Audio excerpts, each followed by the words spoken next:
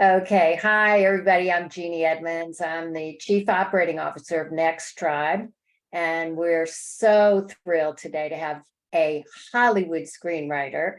Tracee Beebe is here with us, and she is not only a screenwriter, but she is a horror screenwriter. And the one that I want to hear about the most is Date from Hell. Clearly, we all identify with that. But I'll read you a little bit of her biography. And as I'm doing that, I'm letting people in the room because Tracee is so popular. We got a lot of people coming to talk to Tracee. Okay, Tracee Beebe is an award-winning screenwriter whose passion is writing horror with heart, character-driven genre fare with an underlying message. Her stories focus on badass, yet realistic women pushing themselves past their limits to survive impossible situations, kind of like they do in real life. And that is a great description of the NextTribe woman. She's also won a bunch of awards at festivals. She had sold her projects, and now, what do you know? There's a writer's strike. How unfair is that happens like right when you're about to get your deal going? Tell me what that is like. I mean, you lived through the last writer's strike, I assume. The last writer strike, I knew of it, but very peripherally. And it's kind of a weird thing to say, but it's kind of cool to be in a position now where it matters to me. Like, it feels like a benchmark for sure. Because definitely it had nothing to do with me last time. And I'm not WGA yet, but the writer strike is still a part of my life this time around, which kind of feels kind of cool, honestly. And yes, the strike, the things that are being talked about in the strike and why they're striking and all that, is super important. It's important to me. It's important to all of us. And yet at the same time, it feels kind of cool to be like, it's part of my life this time around. Well, that is cool. I mean, it's like you're invited to the party, now you're getting in. So how does it work when you write a screenplay? I know that to get into the DGA, you have to do a certain number of things, projects. So with the Writers Guild, you have to have a screenplay. How does it work? Basically, the main thing is that you work on a project that is with a signatory company or a signatory project. Yeah. So essentially, any of the companies, the struck companies, are the ones that are the companies that they're talking about. So if I were doing a deal with one of them, it's a big enough project with a big enough budget, and they have DGA and Producers Guild people on board, so they have to also do Screenwriters Guild writers, or use Screenwriter Guild writers. And so that is essentially the main way. There's a few other things that kind of count that I'm less familiar with, but that's kind of the main thing. Is basically if I sold a project to one of those companies or were hired to write on a project that they had. So somebody just texted me they're having trouble getting in. I don't know. What am I going to do? It's technology. Okay, I'm letting her in now. Oh, that's my friend Diane. Diane, you might know her. She lives in Atlanta. Anyway, yeah, she's coming in. Let's start back, because I didn't say anything about the films that you actually have done. So can you tell me a little bit about your background, how you got into screenwriting, and what was your first success? Oh my goodness. Okay. So once upon a time, I was a happy little horse trainer. That was my whole world and my whole identity. And I basically was a professional horse trainer from the age of 14 years on to 40. And then Lyme disease tried to kill me. And I spent a couple of years essentially dying, and I lost everything that was important to me. I mean, I shouldn't say that. I still had my family, of course, but the things that I had worked for, the things that made me who I was, this strong, independent, powerful, physically capable human that could train wild horses. And so I kind of was really, really lost. And then I decided, I used to write when I was a kid. I'm going to write a short story about a horse trainer who's dying. And so I did, and I shared it with a little writers group, and they said, wow, this should be a movie. And something just clicked for me. And so I Googled how to write a screenplay, and I turned that little short story into a screenplay. And it was not good because I had no idea what I was doing. But I really felt alive for the first time in a long time. And I felt like something I could do to connect with people. And I could live through these characters. And of course, every single character that I write and that have written since that first horse trainer that was dying story, has been a small piece of me and has helped in my healing. And I often say that screenwriting saved my life, and it is not hyperbole. Like, that is the truth for me. It gave me a purpose and a reason to keep fighting. And it gave me a way to connect with people. So people would read my stories and get excited about something that I was excited about. And that, that kind of just gave me the strength to keep fighting until I could get better, and little by little. And I actually ended up selling that screenplay twice, actually, which kind of felt really cool, because you never sell your first script because they aren't good. But I really dedicated myself for many years in learning how to be a better writer, and still do. I mean, I feel like, every movie I write, or every movie I read, and every movie I write, actually, but every script that I read, every movie that I watch, every screenwriter that I talk to, every producer that I talk to, I'm learning something more. And so I don't feel like you ever really stop improving, hopefully. And so that's kind of how I got into the screenwriting. Then like my third script, I went to a pitch fest down in LA, and happened to be really pretty good at that. And I think, honestly, pitching, like this speed dating style of pitching that you do at those events. And I think it's because of my time with the horses. I got really good at reading body language. With horses don't speak English, they don't speak words, but you have to be able to understand them through their body language, and vice versa. And so I'd be sitting across from an exec or a manager or whatever, and I could see their body language either light up at what I was saying or start to disengage, and I'd be able to kind of pivot.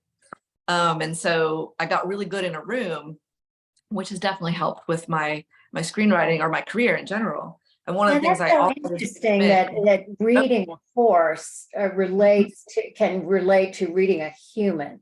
Because I know that you can do training to improve your own communication skills by how the horse is reacting to you. But I didn't know it also worked with, since you have this knowledge of horses and this understanding, I didn't know that you could also translate that back to humans. I think so. I mean, absolutely, because you just have to be so sensitive. Yeah. When you're in an arena or a small round pen with a horse that's terrified of you and could kill you, you have to get really good at being able to read them, right? Yeah. And so you're just more sensitive to that sort of thing.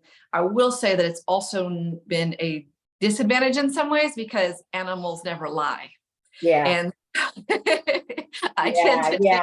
you got to get past that human mask, right? Interesting. Exactly. And so your first screenplay that was about the horse trainer who was dying, was that horse trainer was it a horrific kind of death? Was it like horror? No. It was no, not at all. Actually, how did you get led? Yeah, so that pitch event that I went to, I pitched this. I wrote coming of age and family, kind of I wrote horse stories and horse and girl stories and coming of age kind of stuff for a while, and got kind of pretty good at writing character stuff. But that kind of stuff is really hard to get off the ground. I did end up getting a deal at that pitch event on one of my sweet little family dramas, and the development exec that picked it up championed it for a while, could never really get it off the ground. But when he left his company and started kind of doing his own thing, he mentored me. And when I just couldn't, I couldn't get momentum on these things, right? And I said, what should I write next? This isn't working for me, and obviously I need to do something different. So what do you think I should write next? And he said, take what you know, and I will always just owe him so much for this. Take what you know about writing characters and put it into horror. And I thought, wow, I don't write horror. I write sweet things. I'm a rainbows and unicorns kind of person. Right. But at the same time, there was a lot going on in the world. It was the 2016 election, and the Me Too movement was going on, and I had a lot of rage building up inside of me, as did almost every woman that I knew. And so I channeled that into a horror. I channeled it into a shark script in which the bad guys get eaten by sharks, which felt really, really good. And it was very cathartic. So screenwriting as therapy. It wasn't only physical therapy for your Lyme disease, it was also therapy for the mind. Interesting. Absolutely, yeah. And so when I sent that to that producer, just kind of for like, hey, what do you think? Am I on the right track? And he just loved it and picked it up immediately. And we started packaging it. And one of the things that he wanted to do is sort of the packaging, to get that packaged. When I say packaged, I mean like get it sold, get it with a director, get actors attached, get funding, all those things. That's packaging. One of the things, part of the plan for that was to get me repped, because at the time I didn't have a manager or an agent. And so he introduced me to, probably a dozen agents and managers. And I did a bunch of meetings and finally landed on a fantastic manager who has really helped champion my career. And I will say all of this is kind of a long story, but basically my entire career as it is now is possible because of that single relationship that I built, that I was lucky enough, happy, whatever, maybe not, whatever, the universe aligned, I wrote the script that it touched his heart, that, that helped him, want to champion me.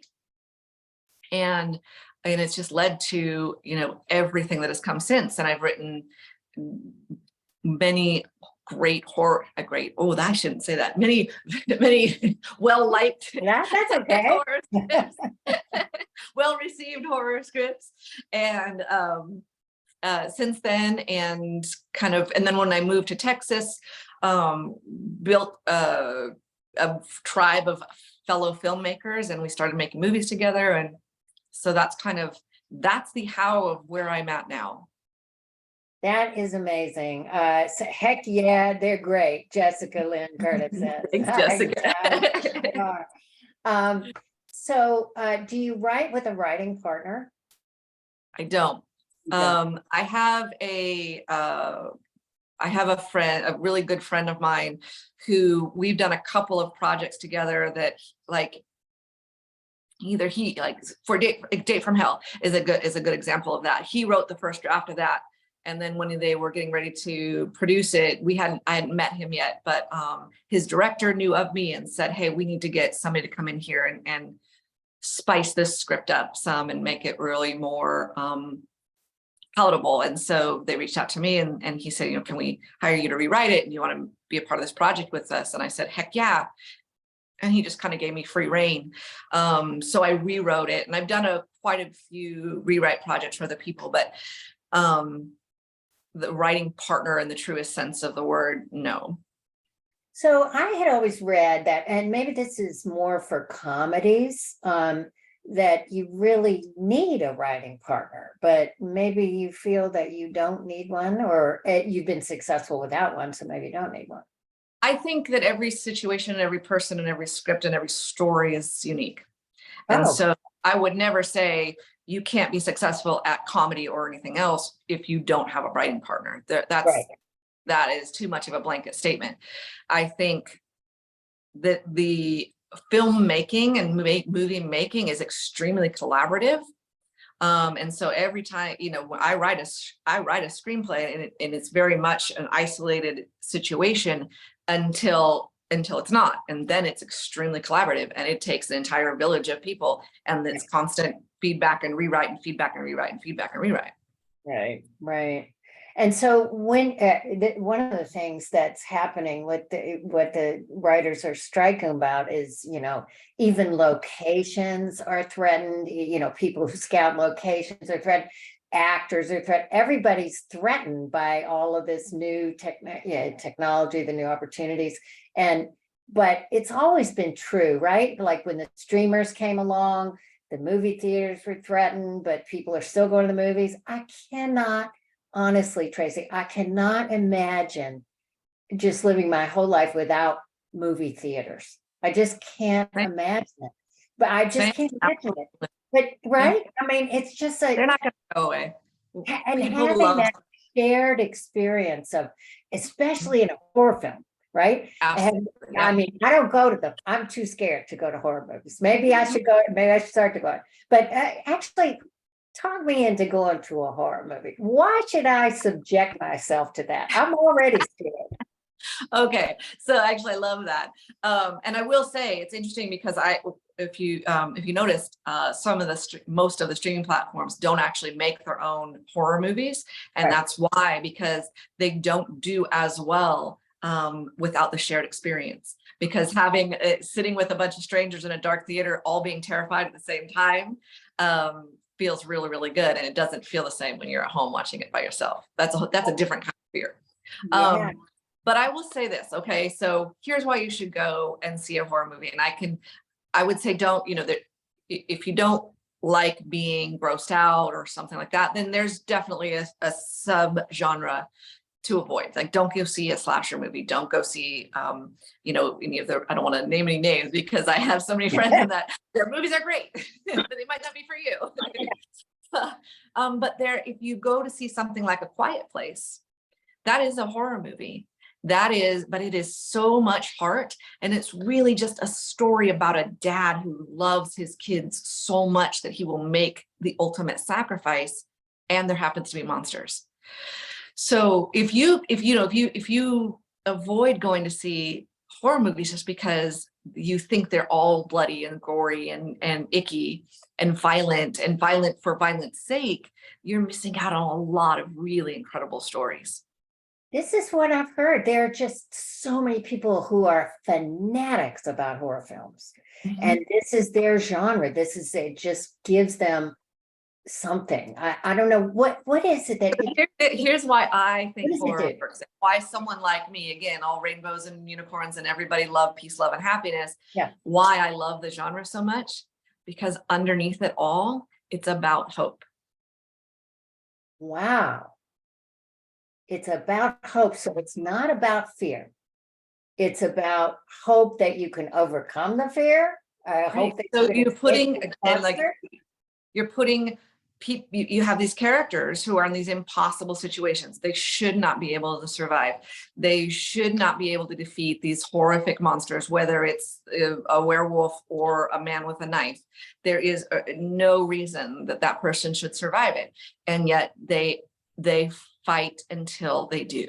They keep going until they do. And there's a happy ending in the end. And in real life, a lot of times there's not that happy ending. And so we need that happy ending after the horror.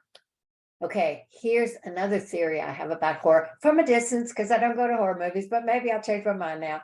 That it's when the familiar becomes unfamiliar. So there's like a familiar situation, your family, it's all ordinary. And then all of a sudden something's weird.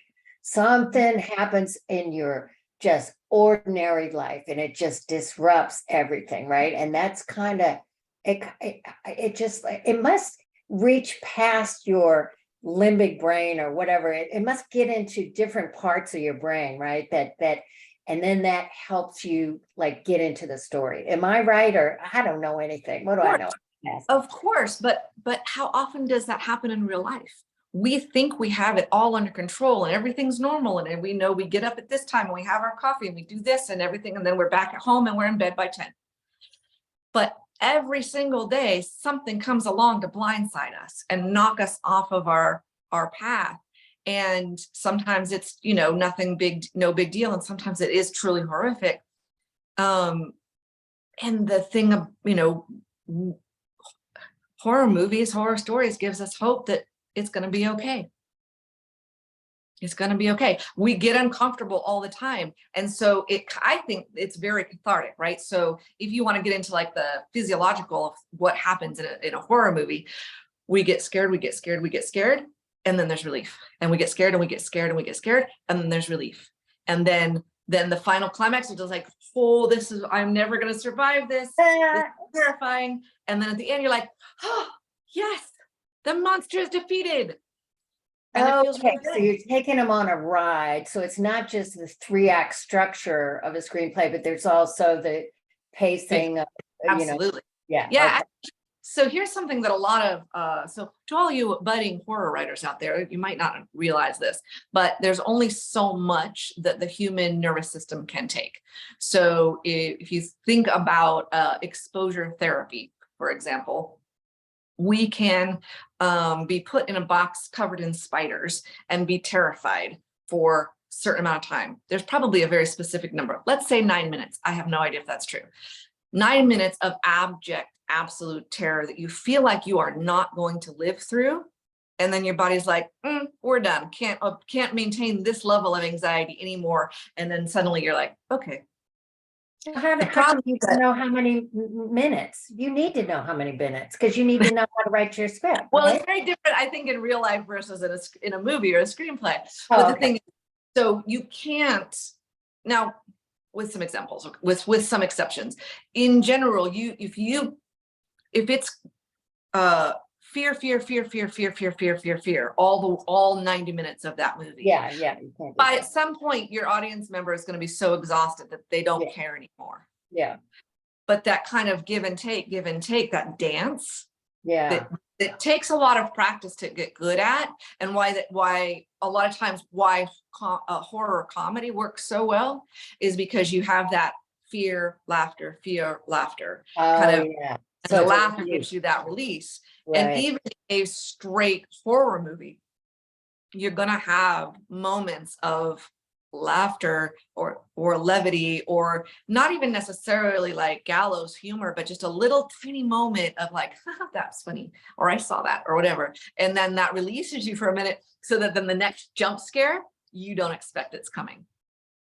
Jump scare. That's a term of art in the jump scare.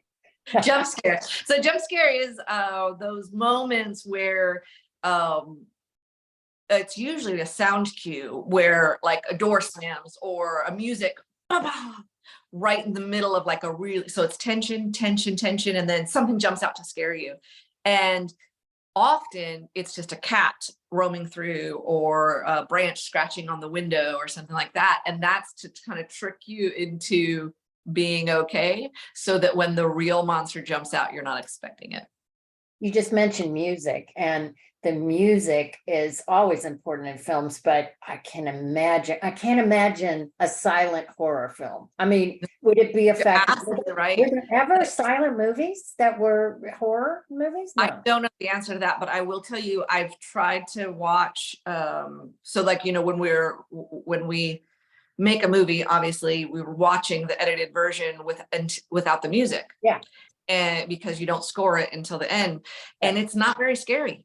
Yeah. The music really, or when I'm reading screenplays of horror movies, very rarely am I scared when I'm reading it, but I know that when I'm watching it, I'm scared. And I really think it is like, I have so much respect for the musicians that write for horror movies, because without them, the movies would not be anything. Like they just wouldn't be very scary. Even a movie like A Quiet Place, which or Invisible Man, both of which rely really heavily on very subtle sound cues and lots of silence. It's masterful, the way the music plays in that. And think about Jaws. Yes, have to mention Jaws. Bill, I know you're surprised by that.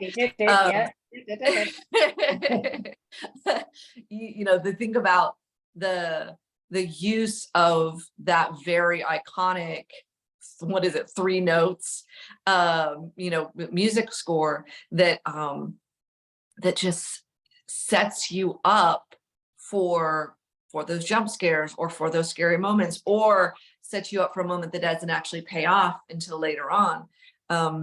Jaws would not be Jaws without that score, because that we rely on that sound, the music to kind of guide us and lead us and carry us through the story.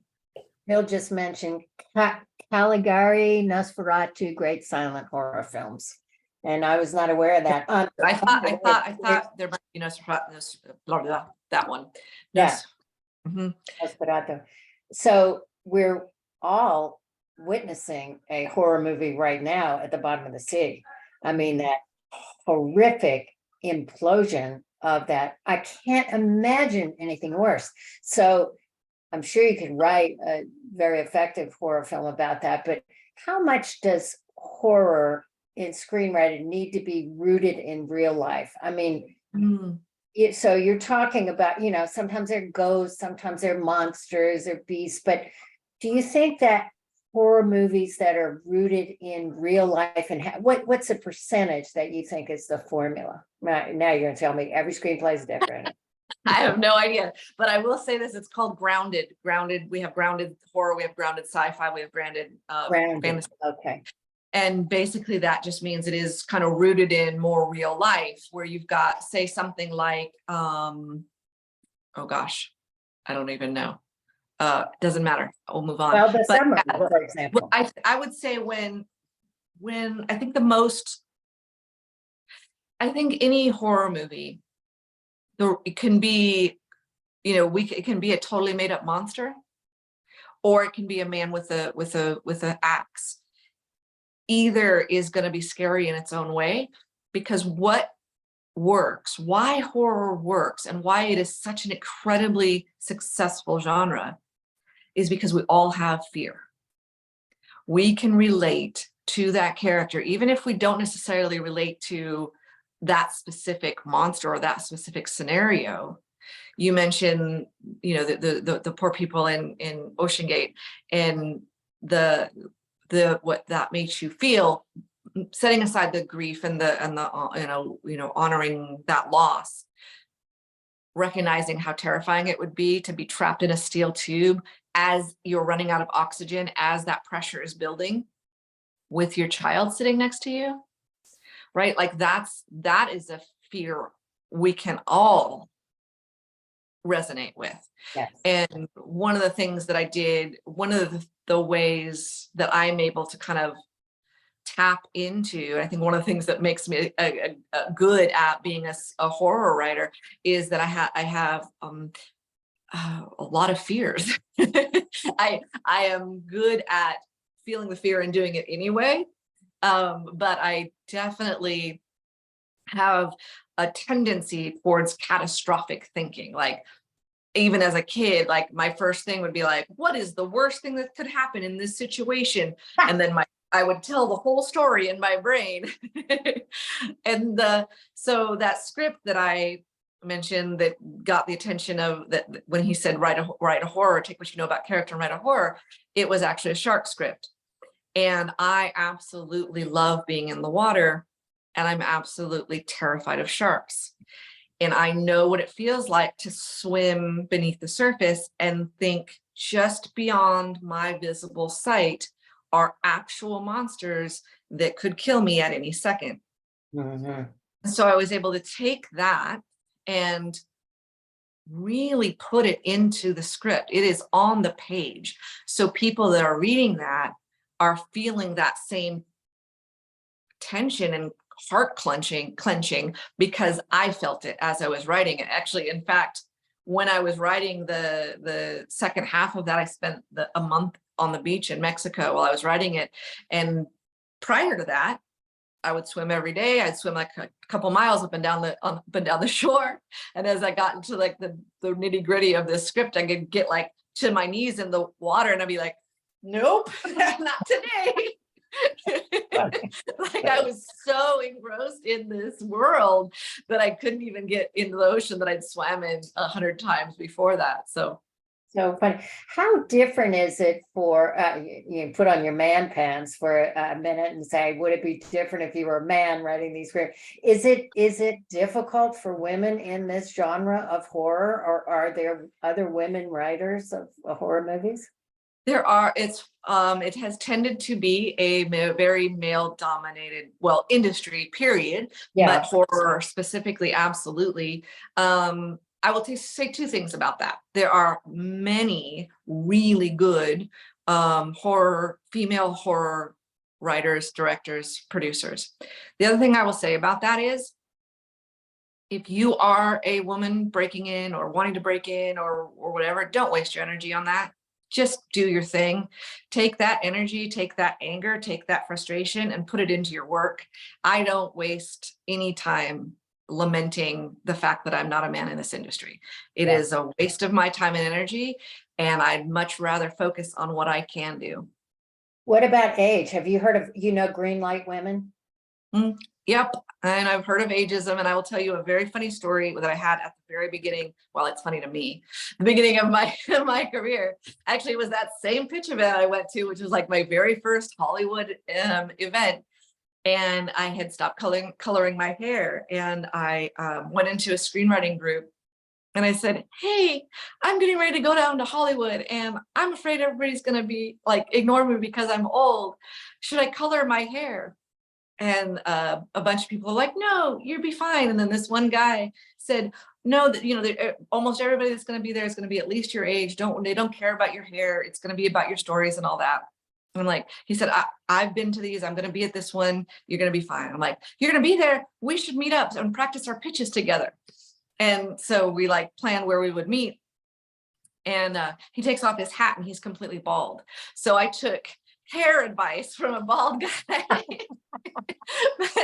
And actually we went on to be really good friends, and we've made some movies together, and we still joke about that. But it is true. And again, same thing. I could get all up in my head about the fact that I am a woman of a certain age and nobody's going to take me seriously in the industry, or I could, and I want to cuss right now. Am I allowed to cuss? Yeah, of course. Okay. Or I could write my fucking stories. Yeah, exactly. So you write your stories and get them out there, and screw anybody who doesn't buy it. And it's still hard. It's a moonshot making any movie of any genre, right? The director's got to be attached, the actor, all of the pieces have to come together. Financing. Let's talk about money. And things that Talk about financing for a minute. Okay. So when you have a movie that you want to get made, and let's say that you can't get a big studio to pick it up, but you really believe in this project, do you have access to somebody who could finance it? And maybe a lot of people that, on this call, probably a lot of people know, but movies are often financed, in pieces, in tranches, especially independent films. You finance the pre-pro, then the shooting, then the edit, the post, and everything. So tell me about the financing of movies and how that works. Well, so there's and for you and your experience. So there's two very separate lanes that we can talk about here. One is these projects that I have in LA that are getting made.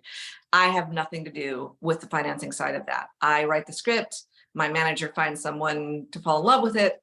That person then tries to find the financing and all the pieces and does that packaging that we talked about at the beginning of the call. And that's basically when I just have to kind of like let the universe handle it from there, because and that's where, really making sure that I am keeping a really positive mindset and putting good things out there, not just good work that has a better chance of getting made, and hopefully connecting with the right person that can open the purse strings and make the magic happen. But just positive energy in the period, and having that positive attitude makes it easier for people to want to work with me. And then they're a lot more willing to invest that time and money.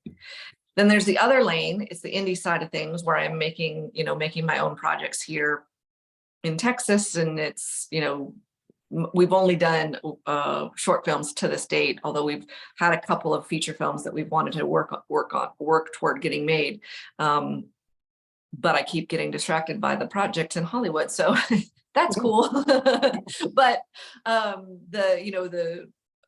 there has been a couple of projects that I've tried to get off the ground that I ended up having to shelf because we just couldn't get the money. And the one that was the most heartbreaking was a documentary that I worked on years ago that was really important, dear to my heart, that had to do with veterans that were being denied their VA benefits because the military claimed that they had never fought in war, despite the fact that they had, and we're talking thousands of men, not just three, thousands of men, including my own father, who had fought in Vietnam and were told they had never been there. And so they couldn't get benefits from the Agent Orange. They couldn't get, it's a whole thing. We can have a whole separate conversation about it. Oh my gosh. But it was when my dad got that deny claim from the VA, we were all just in shock. And so I picked up a camera and was like, fuck no, I'm not gonna sit back for this. And I interviewed a bunch of vets and pitched it all over the place. And I had tons of footage and I pitched it anyway. I just tried to raise money for it. And at the time, Vietnam was no longer sexy, right? So now people were more concerned about doing projects on the war in Afghanistan and some of the more recent wars, because there's never not a war to make a movie about. And so I after several years of trying, just clawing my way through to try to make that documentary, I just had to give it up. And perhaps someday I'll go back to it. But the problem is that most of those vets aren't going to be around much longer. Those Vietnam vets, especially if they had Agent Orange poisoning, that's a dying breed for sure. It is just shocking. It's shocking that it's just like bureaucrats didn't file papers properly, or they just didn't. No, it's different than that. I'm sure it's a Google blue water Vietnam vets, and that's a part of it. And then there's also there was a few guys that I had interviewed that their paperwork and stuff had gotten lost in a fire, and their adult daughters and grandkids had effects of Agent Orange poisoning as well, and they had nothing to leave their family. And doing those interviews was one of the hardest things I've ever done. Like the grief and the gift that these men were giving me and the faith that they were putting in me to tell their story, and then to not be able to do it is a regret that I will live with. Well, you know what? Maybe Jon Stewart would still finance something like that. I mean, he's so veteran focused, but I mean, it makes me think, well, maybe there's a horror film in bureaucracy, the horror of the bureaucrats. Well, I mean, you're touching on something there, and that most horror, if not all, is allegorical, right? A lot of the 80s slasher movies, Friday the 13th, for example, were about the sins of premarital sex, promiscuity, right? Or there's just so many. All horror movies are allegorical, and from anything like in my shark movie, it is about the bad guys getting eaten by sharks, and about trusting the wrong people. And so that's there's another reason to go watch a horror movie, actually, because you can deal with process some of the shit we're having to deal with that's in our face every single day. Yeah. In And a this is what draws you to women, writing women characters, because you feel so you feel like that's the story that you can tell, and these are the people. Well, yeah, so it's kind of interesting. When I was really first writing, all of my main characters were boys. And I've not thought of that until just this moment. So I don't know why. I should look at that. But when I started writing horror, I started writing female characters, and I've never not written a female lead since. And part of that is because we need more authentic, badass, strong, struggling women on screen, going through bad shit and coming out on top in the end. Yeah. And then the other part of that is that, again, every single character that I write, every story that I write is a form of therapy for me. And so, I'm processing through each character. And so, yeah, it helps that it's a woman. And I do really feel like, what I say in my bio about, like that we face horrors every single day, we really do as women, in a way that, men of course have their own horrors as well, but women have our own special sort of hell that we go through. And so, showing women standing up for themselves, showing women pushing back against the evils that are out there, whether it's bureaucracy or a bad boss or a shitty husband or a werewolf or an alien from wherever, and showing that you can be true to yourself. You don't have to be, one of my pet peeves is female or characters in a movie that basically was a role written for a man, that they just went through and changed all the pronouns through in the script, slapped a skirt on her, and now she's a strong female lead. And that's not the same, because men and women handled adversity. Thank you. Adversity, and men and women handle adversity very, very differently. Yeah. One of the things that I write almost every single time is that a woman is never going to be physically stronger than a man. And so she has to be more clever. She has to use what she has, whether it's her, her wit, her wiles, her wisdom. The 3 W's of Tracee Beebe screenwriting. That's how a really good example is Atomic Blonde. There's a fight scene. I think it's the first real big fight scene. I think the movie opens with that. And she is just getting the crap beat out of her because she's a woman and they're men. She is a strong woman. We're talking Charlize Theron. She is not a weak woman. But she's still getting beat up because it doesn't matter how strong a woman is. We are just physically not going to be stronger than a man. But she does clever stuff. She finds ways to beat them, even including using a telephone cord or vacuum cleaner or whatever. Those things that just having to be smarter about the way we fight, which I think is very, very allegorical to life. That's very interesting. Let me open it up for questions. If anybody has any questions, please just unmute yourself and we can go. And if not, I have several more questions in my mind. Anybody have any questions? It's always fun because then you're like, are they really listening? Yeah, they really.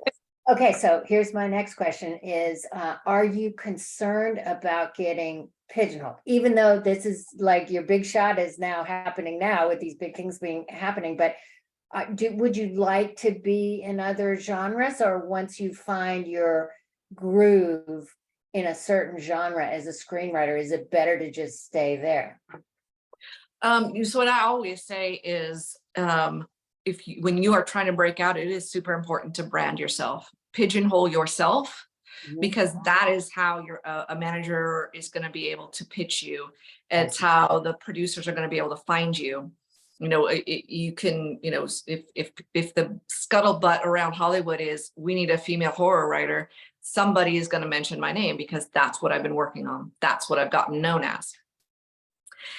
And then once you've got your, you know, you've kind of made that headway and figured, you know, gotten at least a little bit, because I'm not going to say I've got a big name, but, you know, at least a little bit of a name for yourself in that role, in that genre, in that pigeonhole, then you can start branching out and using what you've built and what you've learned to write new things. So I've also been hired to write a sort of thriller-ish adaptation of a girl and a horse story. So it was you know, kind of a meshing of all of my worlds, which is perfect. And then I've also worked with a producer to develop a story that's a straight action, apocalyptic action movie with a strong female lead. But they came to me because of the types of characters that I've written in these kind of horrible situations. I just let somebody in here and I'm gonna mute him, but he's waving to you. Okay, anybody have any questions? Somebody said, Bonnie says she's listening and she's really enjoying it. Let's see if anybody else has any questions before I go to my next one. We only have about 15 minutes left, but let's see. I think Diane just unmuted herself. I Maybe did. she has- Diane, go ahead, I just Diane. unmuted. So I've never sought out horror films because I thought I would not be able to watch them, but I can honestly say that Stranger Things was one of our favorite TV series, which I would consider horror, right? Absolutely. Yep. So, well, I guess, Get that. Could you try again? oh, Alexa's. Siri, nobody asked you. Mind your Sorry. business. Anyway, I guess that was just my main comment, and that whole kind of serial series type concept would be awesome to see you do.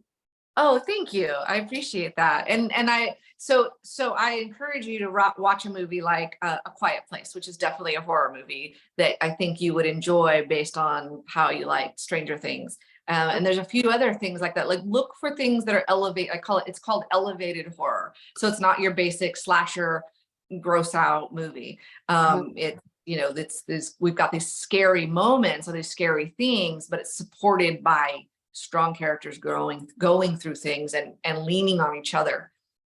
So something I never thought about in horror is you mentioned that there's usually a good ending to it, which I never thought about. So Not 100% of the time, but I don't watch those ones.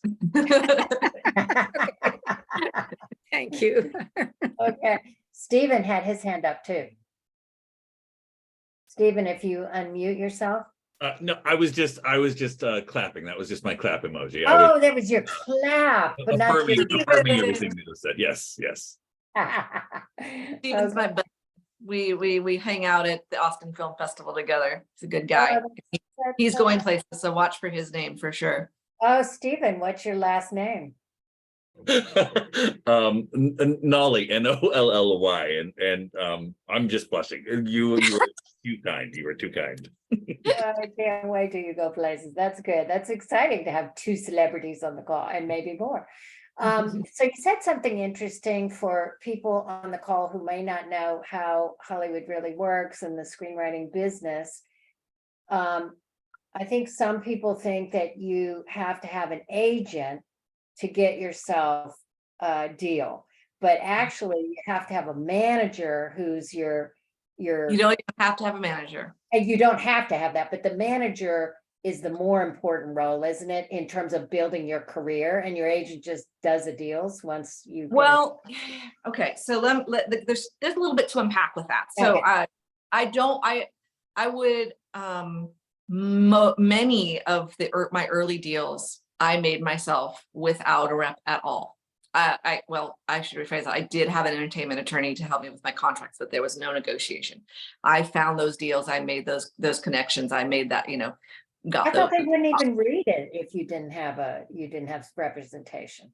That Okay, is that is not true. not That true. those are gatekeepery rumors that people use to spread to keep everybody in fear, that has nothing, is not based in reality at all. Yeah. So again, I sold that horse and girl story, or the horse trainer story, that about the dying horse trainer, with twice without a rep. Good Lord, I had my first option, had several options. I didn't have a rep of any kind. So please do not let that stop you. Knock those doors down respectfully and with love yourself. Then the right reps will find you. And then, so the other piece of your question is, what's the role of a manager versus an agent? I don't have an agent. An agent, kind of the agent's main role is, as you said, is sort of to kind of negotiate those deals for you. But I'm getting along just fine with that one. But of course, if somebody at one of those bigger agencies wants to call me up, you got my number. But once I did get my manager, the bigger doors started opening, and that has been a huge blessing in my life and my career, working with my rep. And many of the things that have come since that shark script have been because of my manager and the relationships that he has helped me build. So yes, it's an important step, but I would never say you have to have a rep to get into this, to be successful in this industry. It is part of the equation, but it is not the first step, and it is certainly not even the fifth step, and it is also not the last step. I still have to do my own work. I still have to make those connections and make those relationships, and I have to be really good in those meetings that he sets up for me, and I have to do my due diligence, and I have to, it's not the end. I don't get to sit back and just write now. Although I'm able to do that a lot more now that I have a good manager, for sure. Phil I saw some questions in the Oh, in you the chat. did? Let's see. No, but I've already read. Oh, how do you knock those doors down through those pitch fests? Great question, Phil. Thanks for asking. How you knock those doors down is by making authentic connections. Be the kind of person that people want to open doors for. So the very, very first deal I ever got was a writer for hire gig that had been offered to a friend of mine, a friend that I had not actually a friend that I had not words. I am a professional word person. Yes, Can you word tell? person. Yes. A friend that I had connected with through a screenwriting group on Facebook. She was offered that job.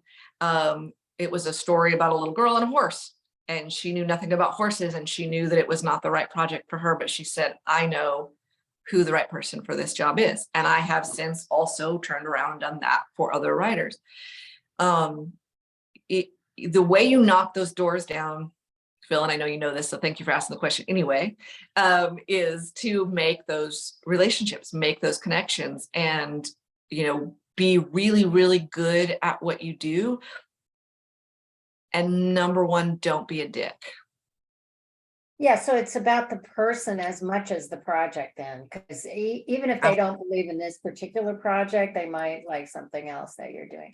Yep. Okay, so here, I once tried my hand at writing a screenplay. I got started and I got through like maybe 20, 30 pages. I was shocked at how the characters suddenly showed up and started talking, and they were all a bunch of foul-mouthed people. And I couldn't believe this was coming out of my. So I want to ask you about process. Do these characters like inhabit and just demand to say things, just like some novelists talk about that? You're absolutely right. You and it's interesting too, because the characters that I think I'm writing about when I first start are very often not the same characters who show up halfway through. And I'm like, oh, this is who you are. Wait, we got to start over. And now we can tell the story. Or, it really one of the things that I think newer writers make a mistake of is spending a lot of time doing character development work and research and all of that before getting into the writing itself. And the reason I think that that's a mistake, even though many books will tell you to do that, and there's books on character development, and you can spend, there's actually software, and you can write file after file and document after document and interview your characters and all this stuff. That is productive procrastination, and not even that productive, because here's what's going to happen. You're going to get halfway through your script and realize those aren't the people you're actually writing about, because it took you 30 pages to get to know them. Wow. So don't figure out who they are based on 3 character traits and where you want them to go. What's their arc? And then just write. Don't try to make it perfect, because it's not going to be perfect. It is never going to be perfect. So you might as well just write the thing. That's good advice. So it don't let the perfect be the enemy of the good, and you just put one foot in front of the other, one key in front of the other on the keyboard. Do y'all still write on Final Draft? No. What do you write on now? What's the new Oh, one? the screenwriters just went, oh. Oh, Every single article you will read on the internet says, you must write on Final Draft or no one will take you seriously. right. And the number of hole punches and the inches apart. And oh what God, is that? please No. don't Google that shit. I spent the first 3 years of my career, at least maybe the first 5 years of my career, obsessed with those kind of things, because it sounded like if I got those little things right, then I'd be in, right? Yeah. I'd be with the cool kids. Yeah. I will not sit here and say, forget the rules. The rules don't matter. Learn the rules. Learn them so good that you can break them on purpose and for a reason, not on accident. Mhm. That is a bit of wisdom that I hope you will take with you out into the world. I do, however, I write on a software that is many times more trustworthy than the one you mentioned that I will not name. But when it's finally, and we're talking years, folks, you've got years to worry about whether this script is going to need to be in Final Draft format. It needs to be in screenwriting format. Don't get me wrong. There are better softwares out there, though. Send me a DM and I will tell you what they are. So I've written draft after draft. I've rewritten it. I've sent it to my producer. I've sent it to a director. I've sent it to my manager. I've gotten feedback. We've got la la la la la la. And now it's ready to go to get into production. That's when they need the Final Draft, because all the other breakdown software that does the budgeting and the casting and the yada yada yada is based on that. Yeah. I just convert it to that at that point, and they send them a Final Draft. So you just write, so you write it in other things, and then you do it in Final Draft. So Phil I don't do it in Final Draft. you never do in the other software that we're talking about. Okay, so Phil has a question. How long does a first draft take you? Okay, so on average, we're talking probably 6 weeks. However, every year, I challenge myself to write a first draft in under a week. And the reason I do that is because the first time I did it, I thought, no way. That 120 pages? Or well, most screenplays now are coming in under 100, but 100 pages, yeah. 100 pages. But I force myself to do that fast draft to prove to myself that I can, for the same reason that I, run half marathons or whatever, right? Like to show myself that I can, so that when I start freaking out about the deadline or it's taking whatever, I remember I can do hard things. So, Great. so, you know, here's probably the most, if you're going to take anything away from this talk tonight, this is probably the most important thing I can suggest. And it is this: always write forward. If you're writing a first draft, don't look back. You don't have to write in order. You can skip 10 scenes or 10 pages and get to the scene that you are comfortable with or whatever. But the death of so many screenplays and novels or whatever is the constant rewriting of the same set of 20 pages. Everybody raise your hand if you've done that, because I know every single one of you has. Just write forward.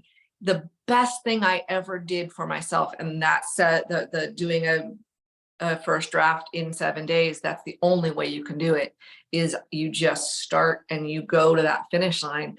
And it does, some people, and I'm not super good at this way, but it does take discipline.